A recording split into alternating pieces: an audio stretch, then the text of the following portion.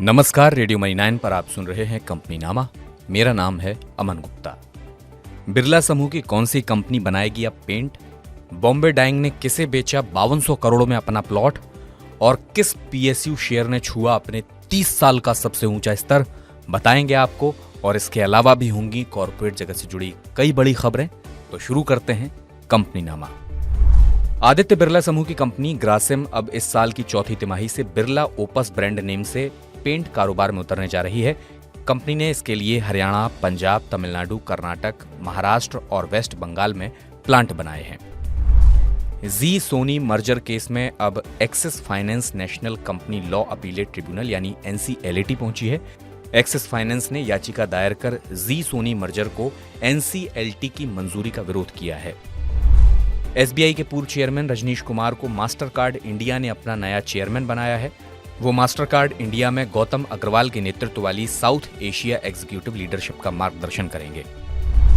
वाडिया समूह की company Bombay dying ने मुंबई के वर्ली का अपना करीब 22 एकड़ का प्लॉट जापानी company Sumitomo reality and development को 5200 करोड़ रुपए में बेचा है।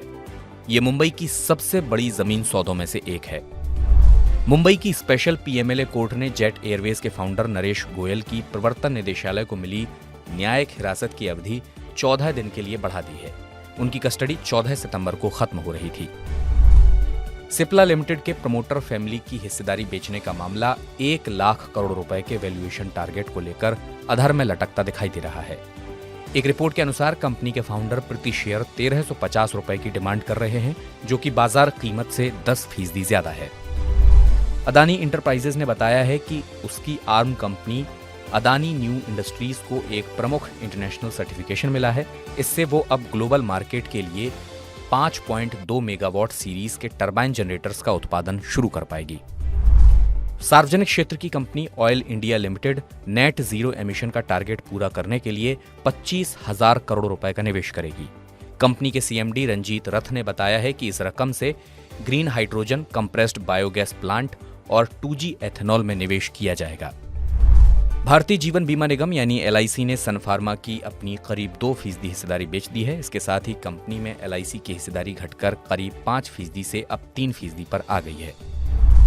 Business spend management platform Zaggle prepaid ocean services का IPO पहले दिन करीब 0.20 गुना ही भर पाया है। कंपनी इस IPO के जरिए 563 करोड़ रुपए से ज्यादा जुटाना चाहती है और इसके लिए 1 करोड़ 93 लाख शेयर जारी किए गए हैं। सामही होटल के IPO की शुरुआत बहुत खराब रही है। होटल कारोबार के अधिग्रहण और निर्माण में लगी कंपनी का इशू निवेश के पहले दिन महज 0.07 गुना ही सब्सक्राइब हुआ। इसका रिटेल पोर्शन 0.36 गुना सब्सक्राइब हो पाया। सॉफ्टबैंक से जुड़ी कंपनी आर्म होल्डिंग PLC ने ADR इशू के जरिए 4 अरब 87 करोड़ डॉलर की रकम जुटाई है। ये दुनिया का इस साल का सबसे बड़ा IPO है। इसके तहत कंपनी का वैल्यूएशन करीब 54 अरब 50 करोड़ डॉलर आंका गया है। इसमें एक शेयर की कीमत $51 रही है। Real estate company signature global को 730 करोड़ रुपए का IPO लाने के लिए मंजूरी मिल गई है। कंपनी का IPO निवेश के लिए 20 सितंबर को खुलेगा। इसके लिए प्राइस बैंड 366 रुपए से 385 रुपए रखा गया है।